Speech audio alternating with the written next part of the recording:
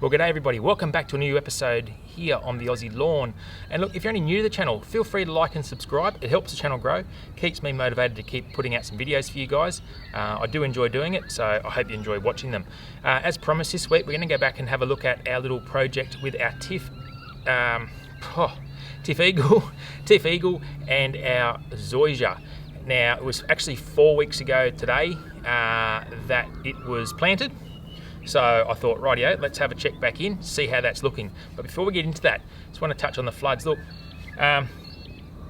if you're on the east coast of Australia, this is probably not really news to you guys, but a lot of the east coast of Australia has been really heavily affected by floods, and unfortunately, a lot of turf farms have suffered directly as a result of this. So particularly around the areas of Windsor in New South Wales.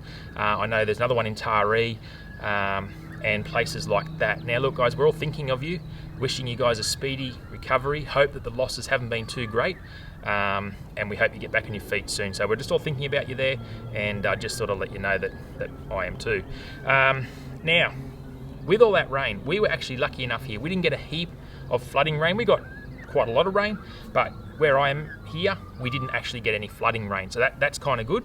But it did actually mean that it put a hold on a lot of my projects out the front. So last week's video, for example, was starting to do the front yard, the final landscape of the front yard. Now, that's probably going to be marginally delayed now, just even potentially for turf availability and some sand availability. So these floods will have some flow-on effects.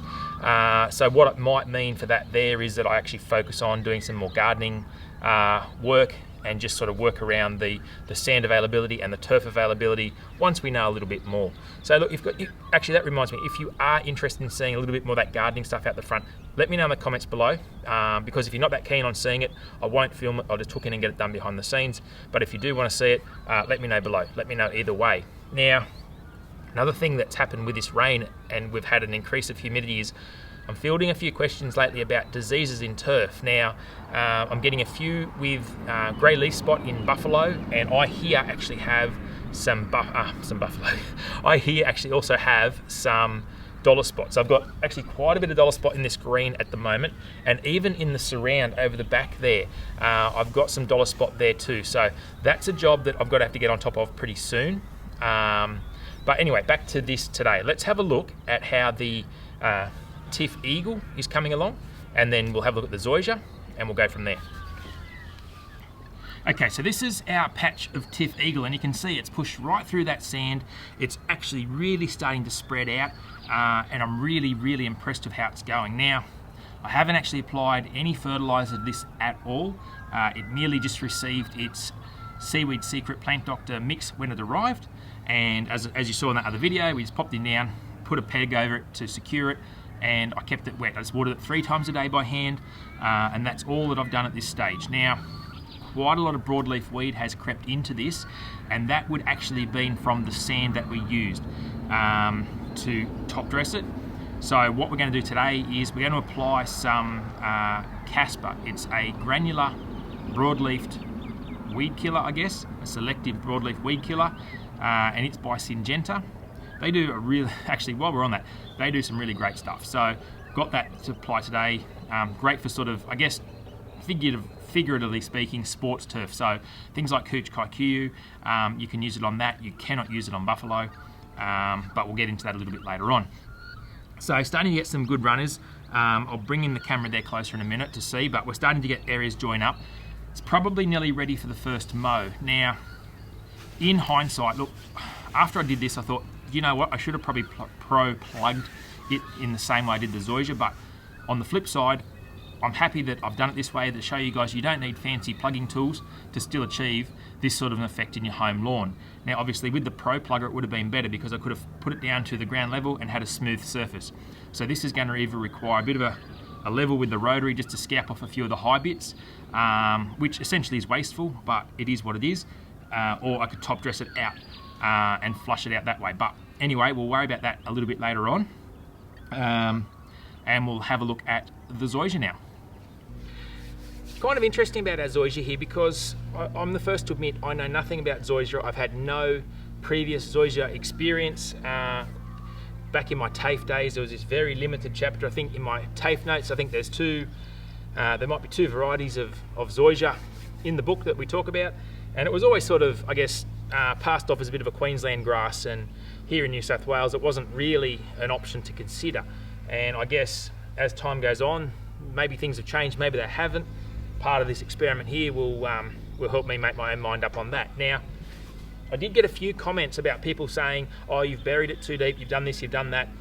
In the end, as I said, I didn't know, I just took it, I took it like cooch and just treated it like a slow cooch. So in my head, I'd been conditioned for this grass to be incredibly slow, expect nothing, but it might be worth the wait.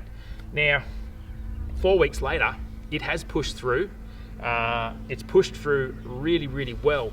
And I was actually speaking to the guys at Lawn Solutions Australia only yesterday on the phone, because I wanted to find out, again, because I don't know these things, I wanted to find out about chemical compatibility and things like that, and could I use the Casper on it quite safely, being so new, all that sort of stuff, and obviously the answer was yes. And then I sort of touched on fertiliser, because I know that, well, I've been told that this stuff has a really, really low fertiliser requirement, and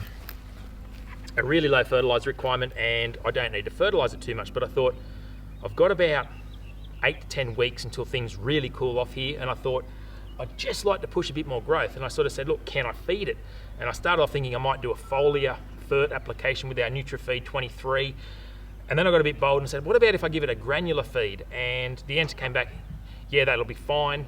While it's establishing, feel free to push it hard with fertiliser, but once it's established, knock that back, and then I guess go back to the whole it doesn't need much food. So that got me thinking. So we're going to do today, we're going to do our application of our herbicide to get rid of the broadleaf weeds, and there is actually some of the Santarana cooch that's pushed back through. So I'm going to use a technique with that, with a Roundup on a paintbrush, and just paint those few runners that are popping up. Now, the beauty about that is the cooch comes up much quicker, and in comparison, it's much softer. So identifying it amongst the Zoysia is a walk in the park.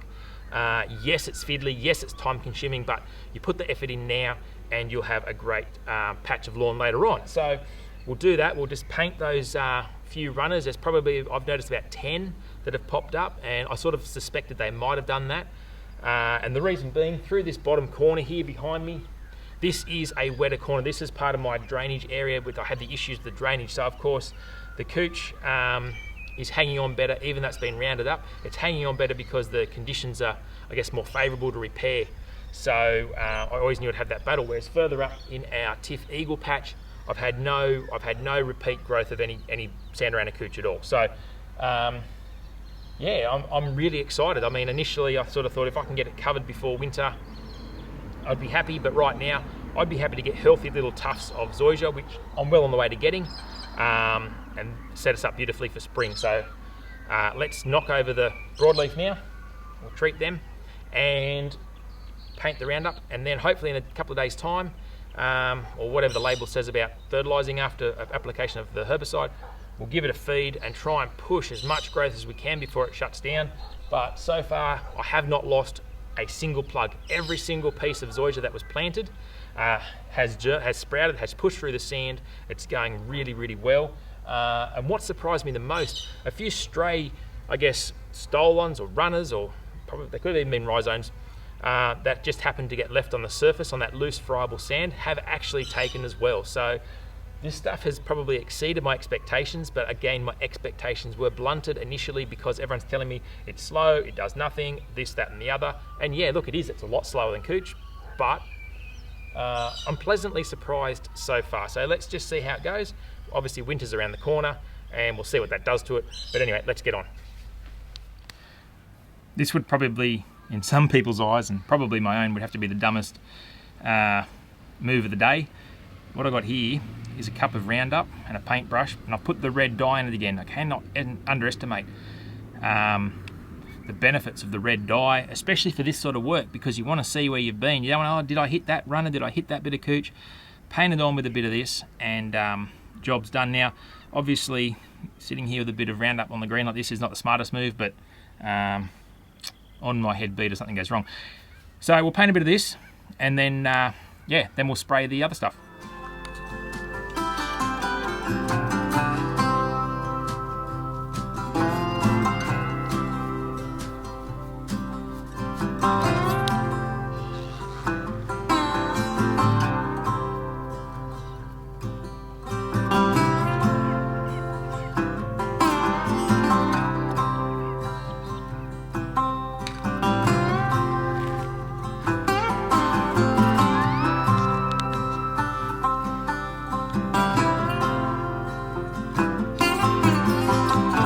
So a pretty slow and steady process, but as I said, if you had that sort of ready to go, every time you walk past and you see a bit, you're going to get on top of it. If you wait until there's heaps there and go, I'll just hold out until there's heaps there and then I'll hit it up, you're going to get overwhelmed. This is the best way. When you see it, give it a paint, happy days.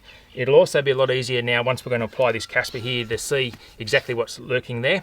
Now this is an interesting sort of a product. It is essentially dicamba with pro-sulfuron in the mix as well. So it's only a fairly new product out, and it's actually little granules. Now the rates for this stuff are really little, and they're sort of between 6 grams to about 12 grams per 100 square meters, so not a lot at all. And in order to get that measurement correct, just get yourself a cheap set of digital kitchen scales. I just got these from the supermarket, and they're just to use for mixing up and measuring chemicals, and a little cup, and that way you can get the right amount. The other thing it recommends on the label of this stuff here is to mix in a little bit of a surfactant. So I'm going to use the Chem Wet.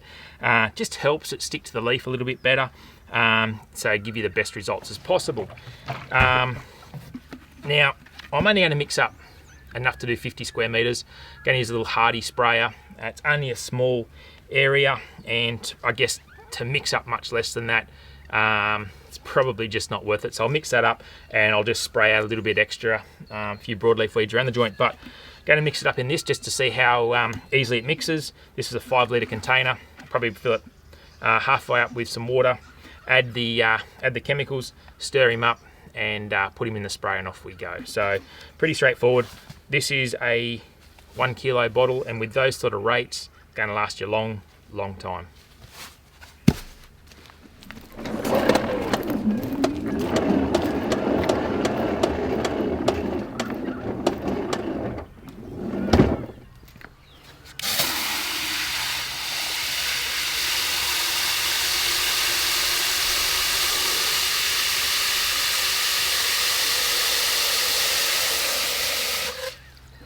Okay, I'll just give you a look at this stuff before we tip it in the mix. I haven't actually opened it up and had a look myself.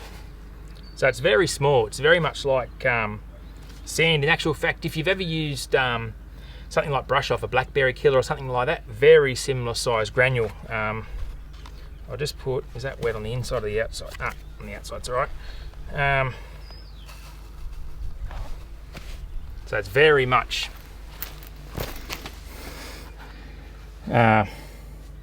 it's like sand, very fine stuff. So yeah, easy mixing, easy to handle. Well, I think it's easy mixing. We'll find out in a moment. The label says it is. Let's see if it is. So we'll tip him back in here. We'll measure out our 6 grams, because that's all we need to do 50. As I said, between 6 and 12 grams per 100 square meters, depending on what you're treating. So we'll go the 6 over 50 with our trusty kitchen scales, which probably need to be on a firm bench. So I'll be right back. That little bit there is all we need to treat 50 square meters at the upper rate or 100 square meters at the lesser rate. So this stuff is going to go a long, long way.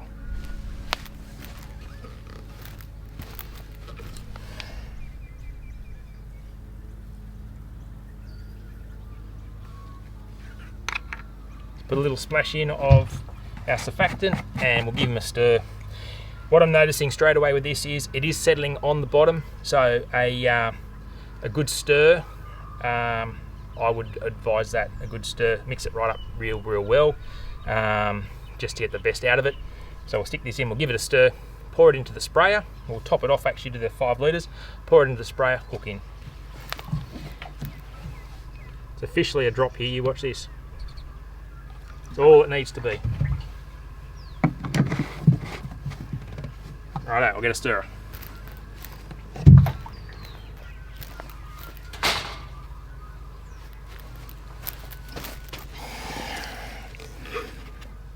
I don't know if you can see in there, but see how it's just settling on the bottom. I don't want to tip it out in the ground, but it won't take much mixing, and it's already sort of dissolving as I pick up the bucket. So we'll stir him up.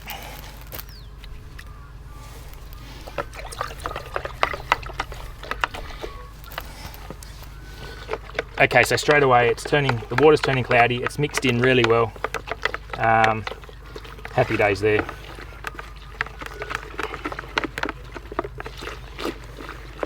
Now, another thing I noticed on the label, it says it's really fast acting, so we should see results fairly soon. So I'll keep you guys posted on how that goes. And yeah, hopefully she's a winner. And once I get rid of all the broadleafs, I'll hit it with some fertiliser, try and push as much growth as I can before winter, and we'll worry about everything else in the springtime.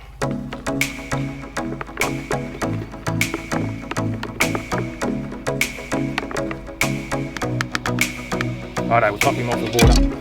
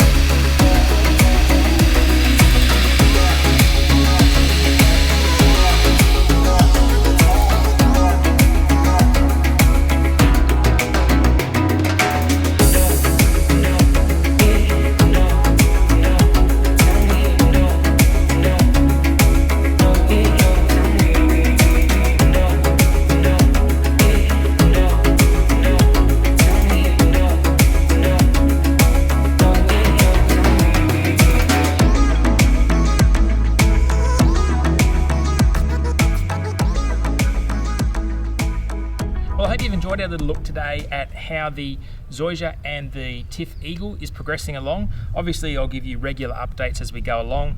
I dare say the next thing will be a follow-up how the weed control worked and a fertiliser application. So that'll be the next thing. What I'll do now quickly before we sign off, I'll just take you back out the front. I'll show you what I've been up to yesterday. I've actually done the street trees, I've planted those, and I'll explain a little bit more out there in a moment. Righto, so as you can see behind me here, yesterday I've put in the 4 ornamental pear trees. They're the Cleveland Select, and look, ideally I would have liked to have had this area turfed first before I put the trees in. There's still a lot of work here to be done. There's still sprinklers to be put in the ground, there's still turf to be laid, sand to be put down as a growing medium, etc. But as I said at the start of the video, given the current situation with the floods, there's some unknown quantities, so I've decided to do all my gardens. But if turf or sand becomes available, I'll quickly hop back. So.